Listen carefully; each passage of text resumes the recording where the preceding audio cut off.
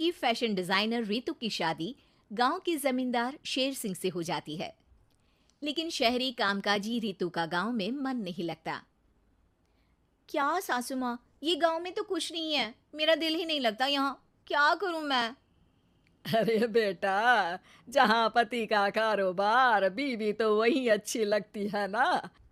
अब हम लोग इतने पैसे वाले हैं कि गांव में मेरे बेटे लायक लड़की ही नहीं मिली। अरे माँ, मैं तो ये बोल रही हूँ कि क्या करूं जिससे मेरा थोड़ा दिल लगे। अरे बेटा, मैं भी शहर की थी। यहाँ आकर मैंने गांव में स्कूल खोल लिया। बच्चों को पढ़ाती थी तो मन लग जाता था। तू भी कुछ देख ले जिससे गांव की बहू बेटियों का भला हो जाए और तेरे जमींदार ससुर जी का नाम भी हो जाए। रितु क्या करती? फैशन डिजाइनिंग वाले कपड़ों को गांव की औरतों पर कैसे ट्राई करती। लेकिन एक दिन, अरे क्या बात है डार्लिंग, बड़ी जल्दी उठ गई। और ये हाथ में फेविकॉल और कागज, कहाँ जा रही हो? मैंने सोच लिया है कि मैं अपना फैशन बुटीक खोलूंगी। गांव की औरतों को सजा धजा कर फैशन शो करूंगी और यहाँ की औरतों को भी शहर के फैशन से वाकिफ करवाऊंगी। फैशन और यहाँ की औरतें, अरे इन लोगों को तो बस चूल्हा चौका आता है। खाली समय में एक दूसरे के सर से जुएं निकालती हैं या फिर अचार पापड़ बनाती है। इन लोगों के बस की नहीं है फैशन को समझना। लेकिन रितु मानती नहीं। वो पूरे गांव में पोस्टर चिपका देती है कि किसी को भी नए डिजाइन के कपड़े पहनने का शौक है तो जल्दी जमींदार की बहू से मिले। लेकिन रितु की दुकान में 2 दिनों तक तो कोई आता ही नहीं। पर एक दिन, अरे कमला, क्या हुआ? क्या देख रही हो? आ, ये पुतला देख रहा है दीदी। क्या दिख रहा है इसमें ऐसा? अब देखो तो दीदी, ये पुतला मेरे जैसा ही है ना, पतला दुबला लंबा। बस मैं काली और ये गोरा। तू ये बता, इस पुतले के कपड़े तुझे कैसे लग रहे हैं? अरे कपड़े तो बहुत ही सुंदर है दीदी, लेकिन तू ना बस कल इसी समय आ जाना और अपने जैसी 2-3 और को भी ले आना। अगले दिन कमला 2 लड़कियों को लेकर आ जाती है।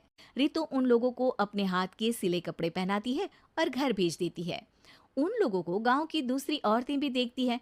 और फिर क्या, अगले दिन रितु जब दुकान खोलती है तो सामने बहुत सी औरतें उसके बनाए डिजाइनर कपड़े पहनने को तैयार खड़ी होती हैं। तुम लोगों को कपड़े के साथ ही हल्के मेकअप और स्किन केयर की भी क्लास देनी पड़ेगी। रितु गांव की औरतों को फैशन का ज्ञान देने में लग जाती है। एक दिन रितु का पति कहता है, अरे रितु, तुम्हारी फोटो पेपर में आई है। क्यों भाई, ऐसा क्या कर दिया मैंने? क्या लिखा है? अरे लिखा है गांव में होगा अब फैशन वीक। अरे हाँ, कल ना कोई फोन आया था मीडिया वालों का, तो मैंने भी बोल दिया कि फैशन शो तो अब गांव में होगा। लग रहा है उसी की खबर बना दी है। तभी रितु को एक फोन आता है। हेलो, कौन बोल रहा है? जी मैं खामिया बात कर रही हूँ लुक में फैशन वीक से। हम लोगों ने आपका काम देखा।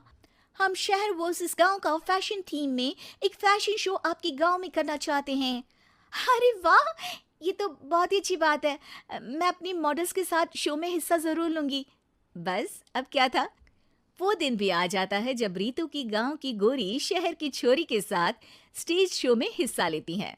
शो के बाद, अरे आपकी वो जो कलेक्शन है ना, मैं उसकी पूरी सीरीज खरीदना चाहती हूँ। सच में, आपने वो कपड़े डिजाइन करे जो आज के लोग आसानी से घर और बाजार में पहन सकते हैं। और बजट में भी है। हम भारतीयों के लिए तो ये डिजाइन बेस्ट है जी।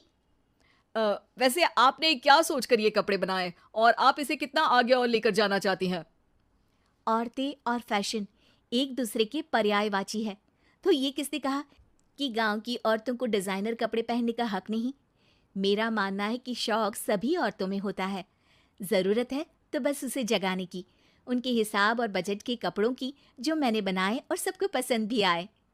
अब रितु का गांव हर जगह प्रसिद्ध है, ना सिर्फ रितु के लिए बल्कि वहां की औरतों की फैशन के लिए भी।